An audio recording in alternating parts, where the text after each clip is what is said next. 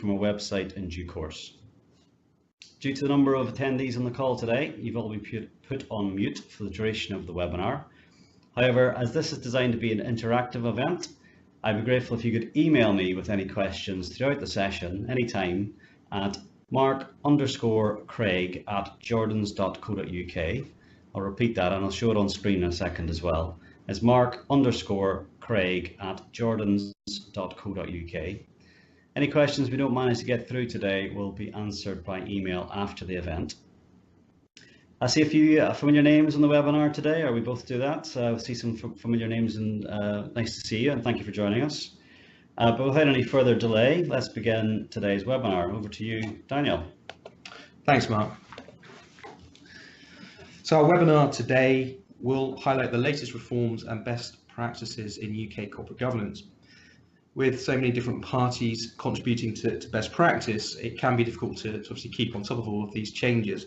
So what we're trying to do here is just put together this webinar to bring it all together, just to make life easier for you. So in this webinar, we'll be looking at the following: the AIM rule change and a summary of the new QCA code, the main changes introduced in the new edition of the UK Corporate Governance Code, an update on the long-awaited revised guidance on the strategic report, and what the Section 170 reporting requirements mean for you.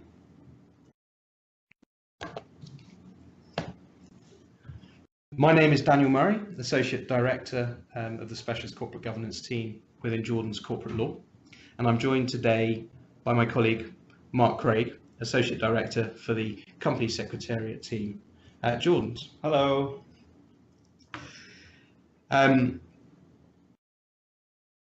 As Mark just mentioned, today's webinar is meant to be an interactive event. So if you do have any questions at all, please do email Mark.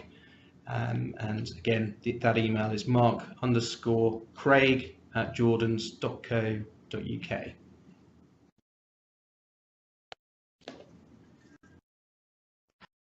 So straight into topic number one, the AIM rule change in the new QCA code. So in March 2018, just bear with us a few seconds while we get the slide deck reinserted into the system.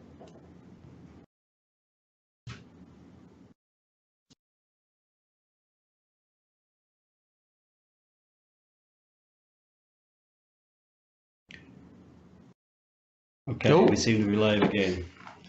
Okay. We have progress. Apologies for that, but I think we're finally there. So thanks for your patience, folks.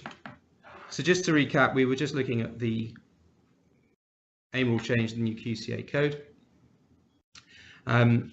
Moving on to the next slide, which I'm really pleased everyone can now see. The new code has 10 principles, reduced from 12 principles in the 2013 code.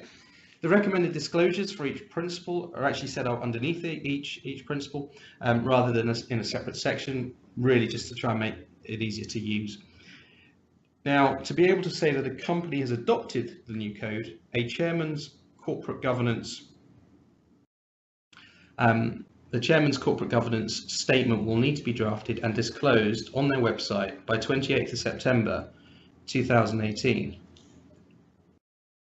The statement should clearly articulate the chair's role and demonstrate his or her responsibility for corporate governance, explain at a high level how the QCA code is applied by the company and how its application supports the company's medium to long-term success, explain in a clear and well-reasoned way any areas in which the company's corporate governance structures and practices differ from the expectations set by the QCA code, and identify any key governance-related matters that have occurred during the year, including any significant changes in governance arrangements. We appear to be having glitches again.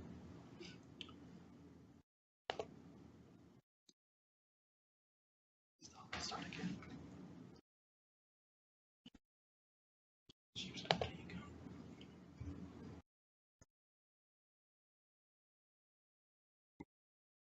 Okay, I think we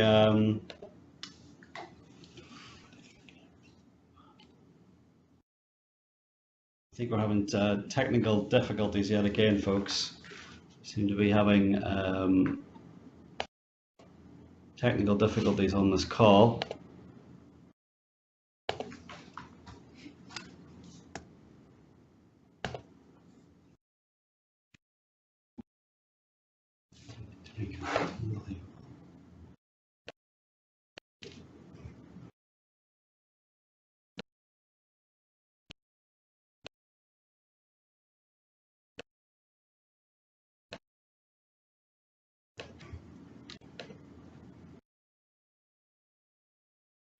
Permissions.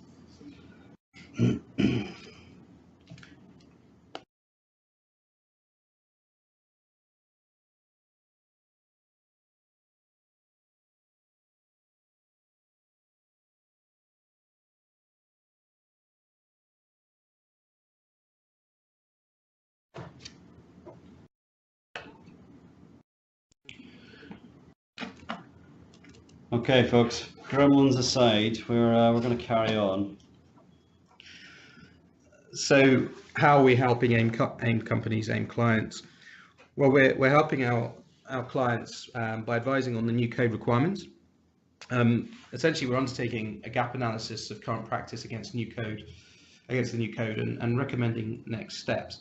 So it's just a sort of before and after, if you like, look at where companies are compared to where they need to be. In terms of this point around being able to say that a company has adopted the QCA code, they are in fact, we are helping AIM companies draft the chairman's corporate governance statement, and that's including all of the sort of necessary disclosures required by the QCA code.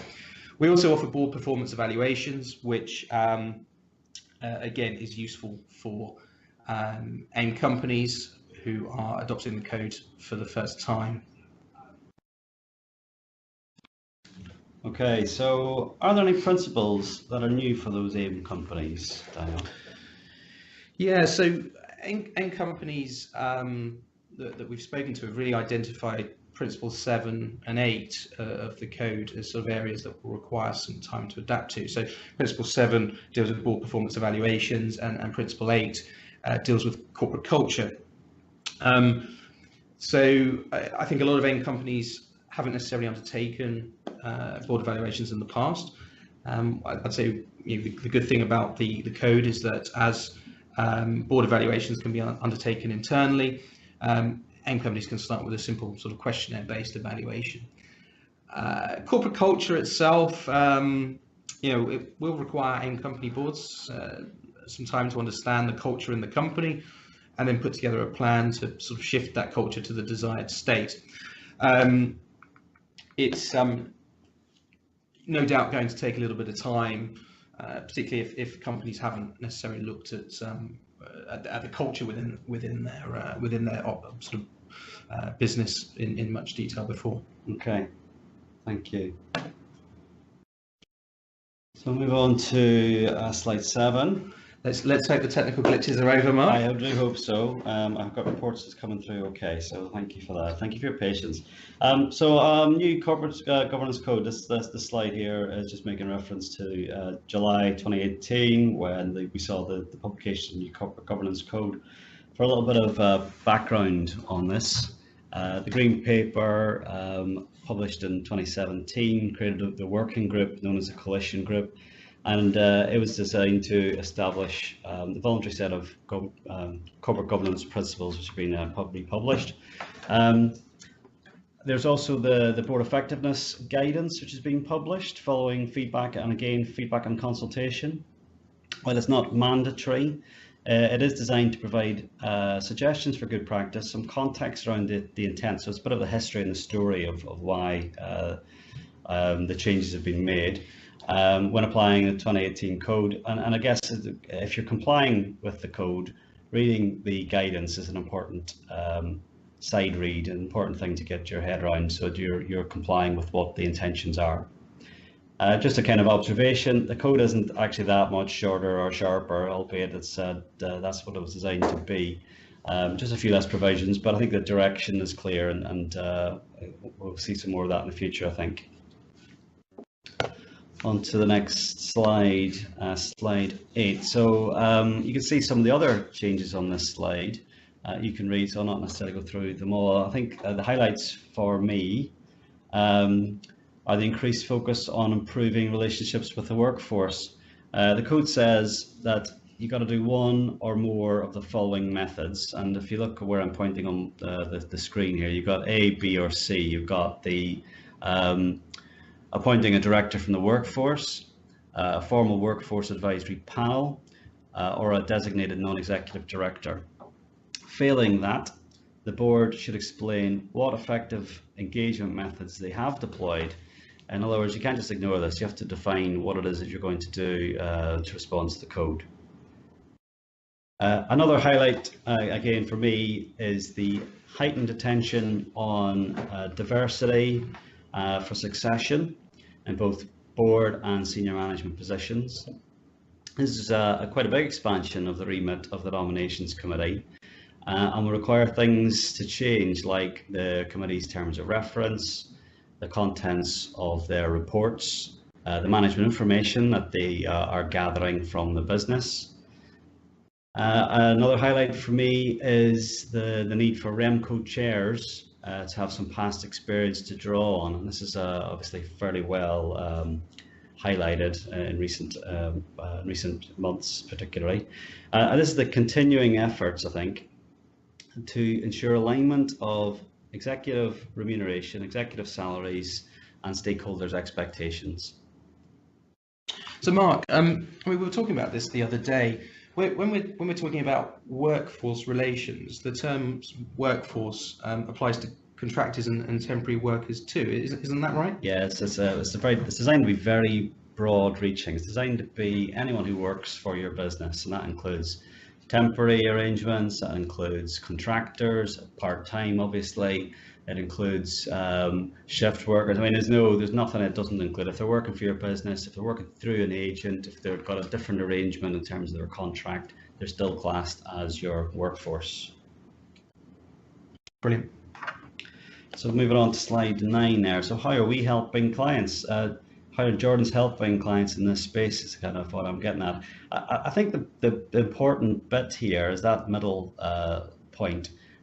What we do is identify what's missing from our clients' arrangements, so what they do currently, things like their committee's terms of reference, things like the constitution of their boards and committees, the MI, the reports I mentioned, that sort of thing. Identify what's missing from their current arrangements and help them bring themselves up to best practice.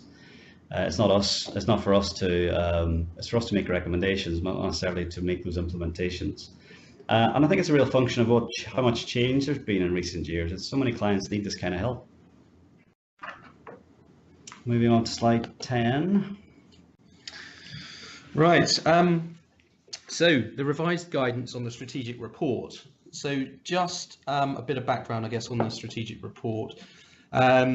All companies that are not small or micro entities are required to prepare a strategic report. Yes, indeed, easy for me to say. Under section 414A of the Companies Act 2006.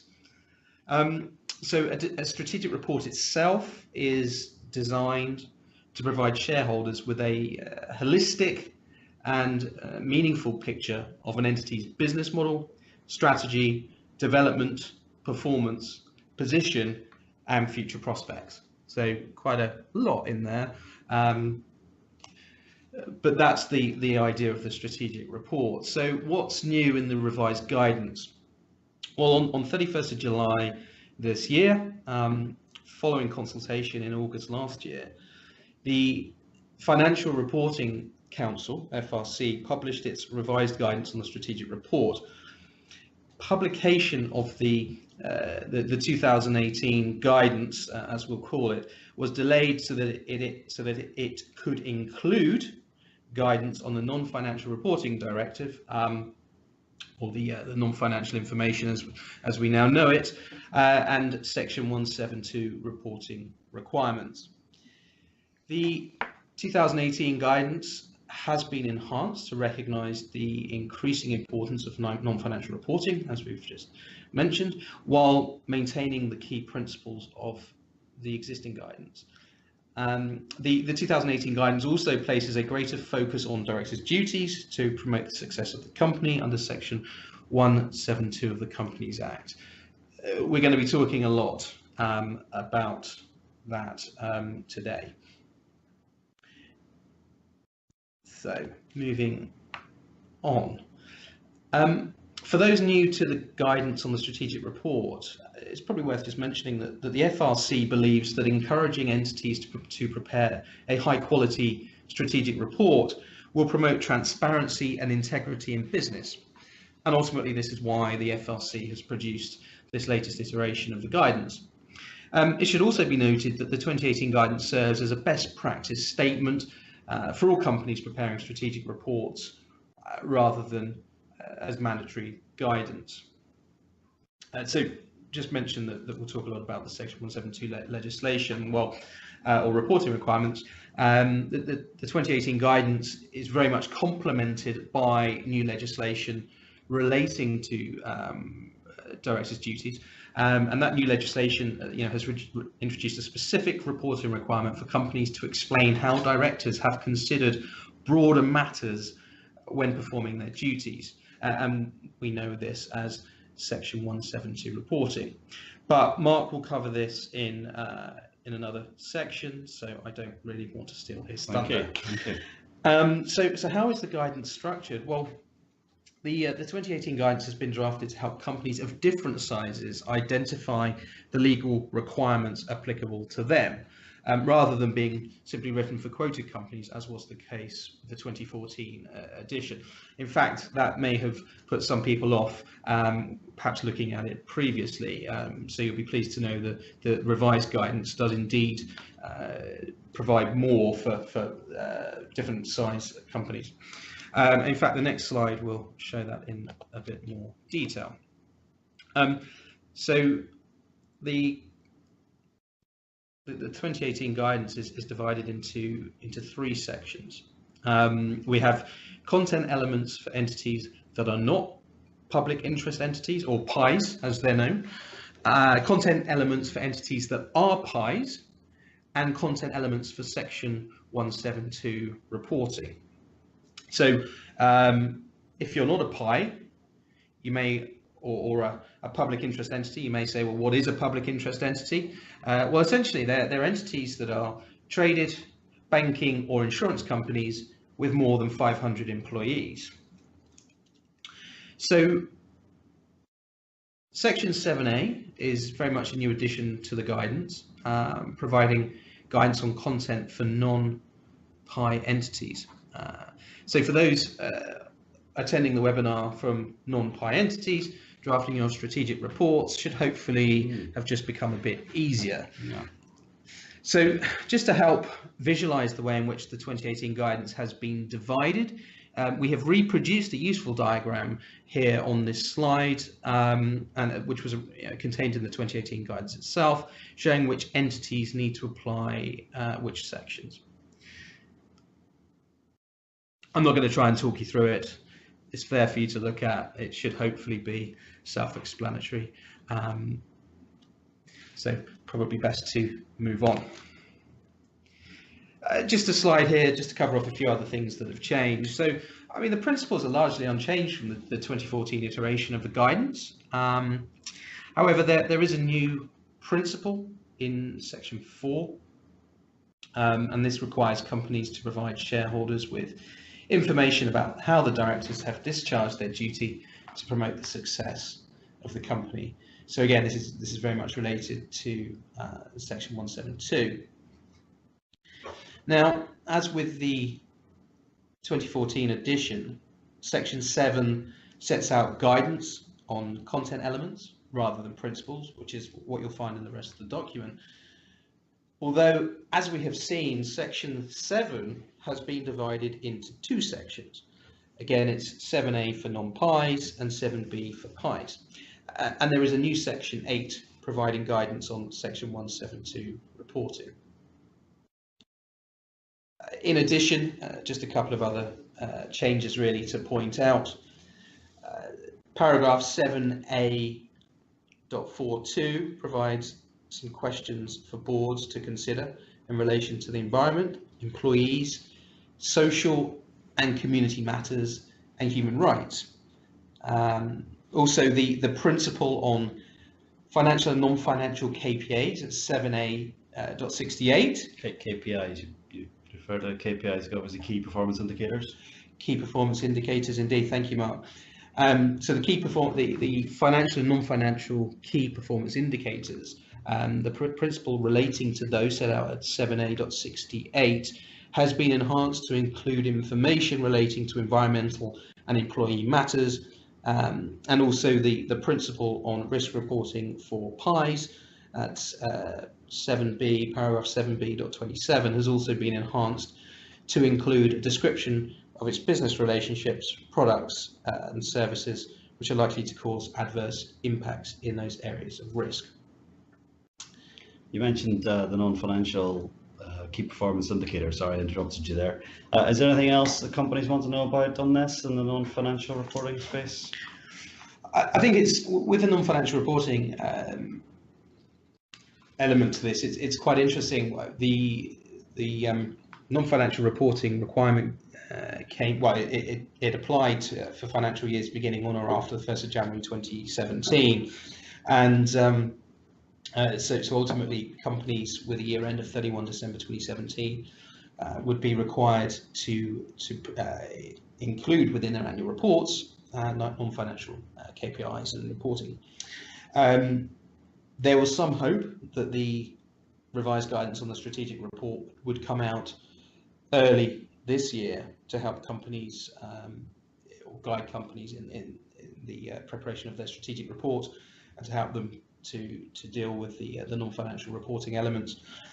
Well, clearly, if you're a company with a year end 31 December, this wasn't the revised guidance certainly wasn't released in time for you to benefit from it, which is obviously disappointing. But ultimately the delay was down to the Section 172 legislation coming into force as well, which obviously that coming into force, this is now, or should I say, having been passed, the revised guidance was then able to be published.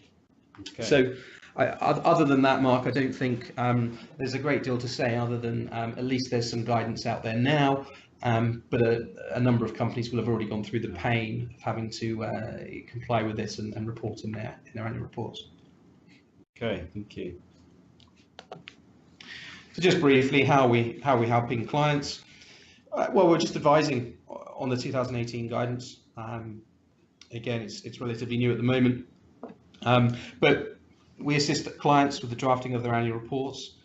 So of course, this is an important element of that. And in terms of reviewing annual reports for our clients and advising on best practice, again, this forms a part of the review process. Okay. 172. So I hope this is as good as you've built it up to be, obviously.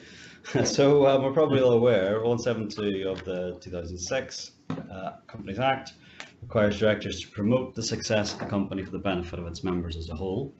The introduction of the 2018 code confirms that these provisions are not intended to be a reinterpretation of the 172 Act, or Section 172. There's no change in the requirement for directors to promote the success of the company for the benefit of its members as a whole, and in doing so, to have regard to the specified stakeholder factors. I just as an aside here, we'll go through some of the guidance in a second, but as an aside, our colleagues Debbie Farman and Karina James Wiltshire are actually hosting another free directors duty webinar on directors duties on the 26th of September. I'll mention it again towards the end too. If you're interested in finding out more, you can register for that website to webinar too. Hopefully I'll have no gremlins or glitches, but I think we've moved on from that. If I can move on then to slide 16. So there's a big old grid with lots of detail on it, and we actually did it's like a dress rehearsal with the team last week, and they came up with some ideas we actually deployed. We're going to bring it to life with a little example, or two little examples in a moment. So if you imagine two companies, and I'll move on to the next slide there. We've got two companies. I'll come back to the detail in a second. Company A and Company B. They're identical companies. They do different things, obviously. They're identical companies in our mythical world here. But the difference is, and I'll highlight it in company B, is that it's main market listed. So company B differs from company A in that respect. What we have is the same number of turnover, same balance sheet, and the same number of employees. But if we then move on to the next slide, you'll see the impact of that. Company A need to comply with sections 1, 2, or requirements rather, 1, 2, and 4. Excuse me. Because of the definitions we just made. So it's got a turnover of less than 36 million. I'm pointing out on the screen. It's got a balance sheet of less than 18 million. It has more than 250 employees. So it falls into the categories we just mentioned. And then company B, as I mentioned, is identical with the exception that it is listed. It needs to comply with a 1, 2, and 4, but also 5 and 6, because it's quoted on a recognised stock exchange.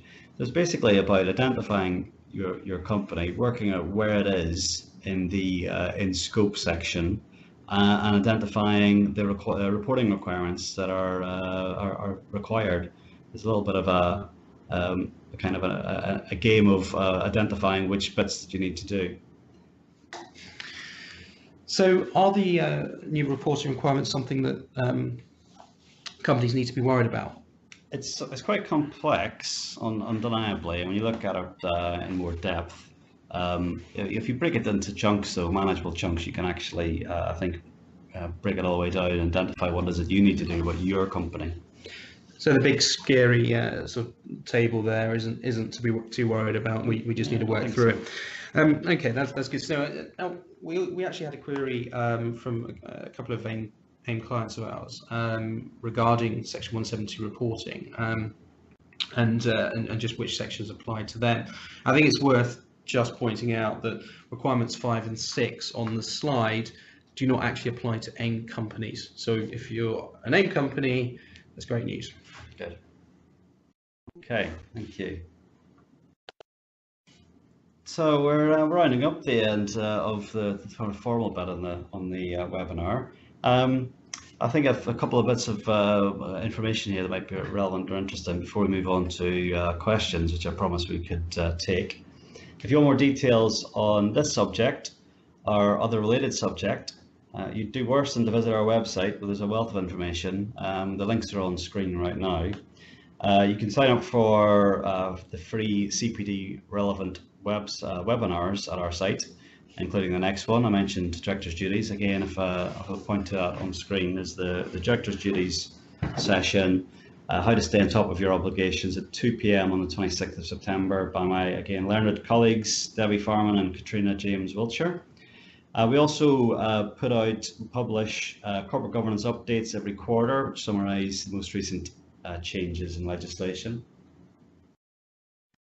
So if we move on to some questions, if I can just again remind anyone, if you've got a question, to email myself, mark_craig@jordans.co.uk, the email address I'm pointing out on screen there. And please feel free to drop me a line with any questions. Anything we don't address in this session, we can pick up after the event. We have a question through regarding the guidance. Let me just read this out. Regarding the guidance on the strategic report, why should a company comply with voluntary requirements when it's not mandatory? It's one for you, Daniel. Yeah, I'll pick that one up. I think companies need to decide whether they want to adopt best practice corporate governance, or whether they're happy sort of just doing enough to say that they comply. Resource may be an issue. Sort of whether you believe in corporate governance or not may also be an issue. But most companies, when we're talking about the strategic report, I mean, there are obviously other codes and things that maybe aren't mandatory either. But when we're talking about the strategic report in particular, Most companies are required to draft a strategic report. So following the FRC's guidance in relation to that is only going to help companies with their disclosures. I actually think the guidance itself is very good, and so it's well worth a read. It's certainly useful, not just for companies that are already maybe listed or well established, shall we say. I think companies that are growing or have plans, in particular those that have plans for an IPO, it's definitely worth considering adopting certain practices early, ultimately just to get to grips with the reporting requirements and the structures that need to be put in place ahead of time, so that it's less to deal with once a company's actually gone through the IPO process. Yeah, we did talk about this the other day, didn't we? So especially if you're going for IPO, your previous report accounts to obviously establish your trajectory will be under a lot of scrutiny. So it's a sort of reason why you might be in there as well. Yeah, I guess similarly, I think I touched on this the other day when we were talking about it as well. Some regulated industries, not necessarily listed businesses, if you've got any kind of regulation, they may well want you to comply. There's a number of reasons why voluntary requirements are seen as a good thing. Yeah, absolutely. Got any other questions? We do. So, which of the three methods of engagement with workforce? Which of the three methods of engagement with the workforce are the most popular or easiest to implement?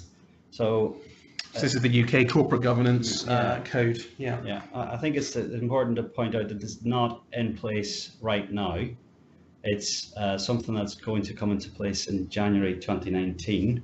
And if I'll take control and go back to slide, I think it was 7 or 8, and we can have a look at this one here. So slide 8, the section I'm pointing to on screen again is these are the three methods of engagement. So we've got either a director from the workforce, a formal workforce advisory panel, or a designated non-executive director, or as I've also mentioned, other methods of engaging with your workforce that are effective. And there's a question that you need to deliver an answer to on that, what you define as effective. So the question being, which is the most popular?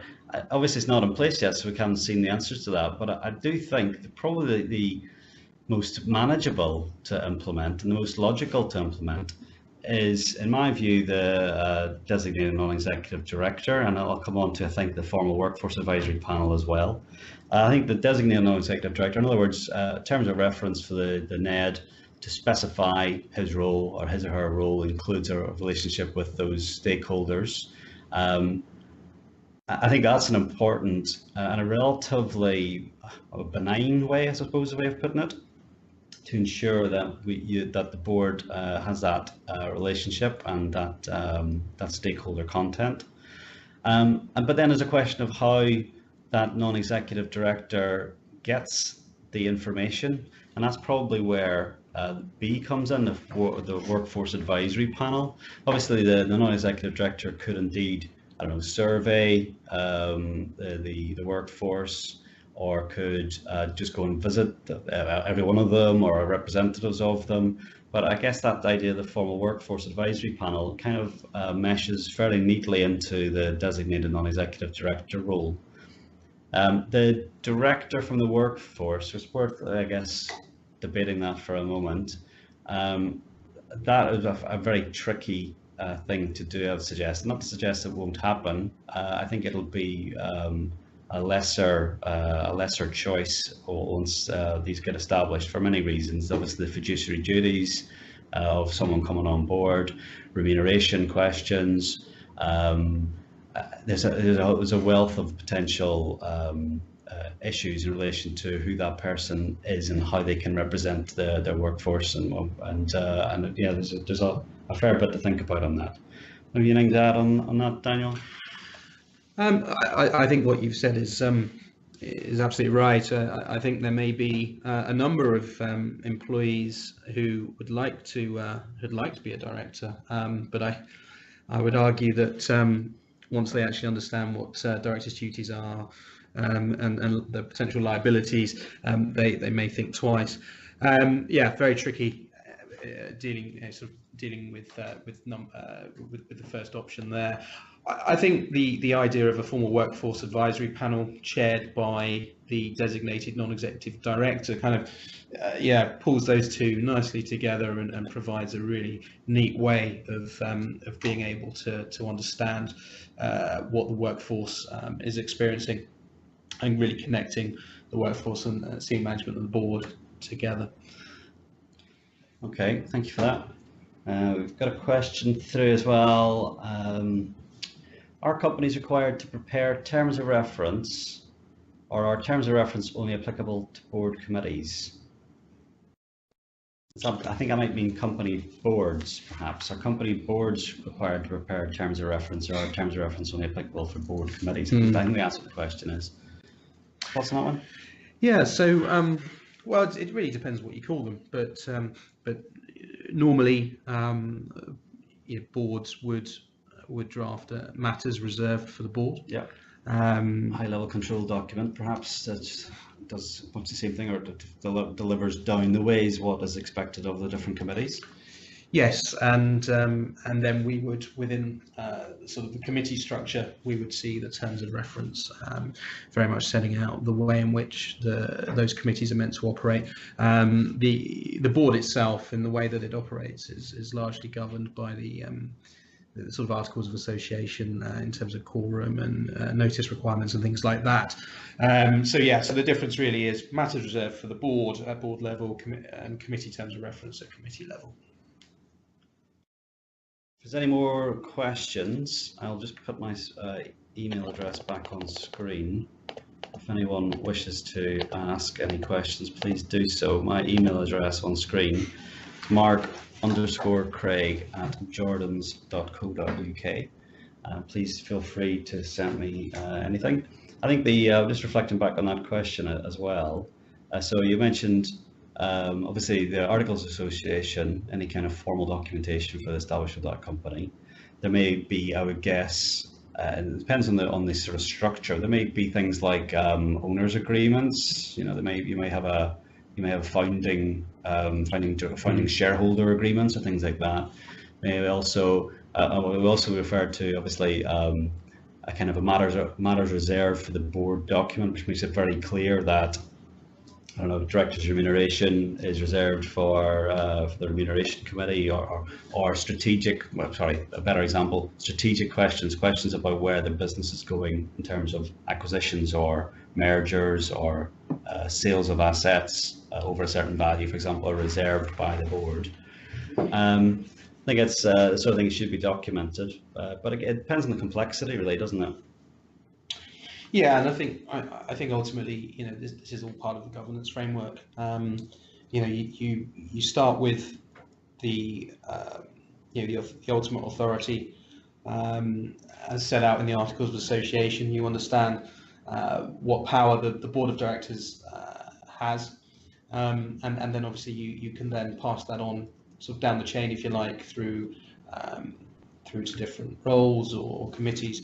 And something that sort of overlays that structure is delegated authorities or financial limits, whatever you want to call it. And really, when you pull all of that together, that's very much part of the internal control mechanism to ensure that companies are being run appropriately. Yeah.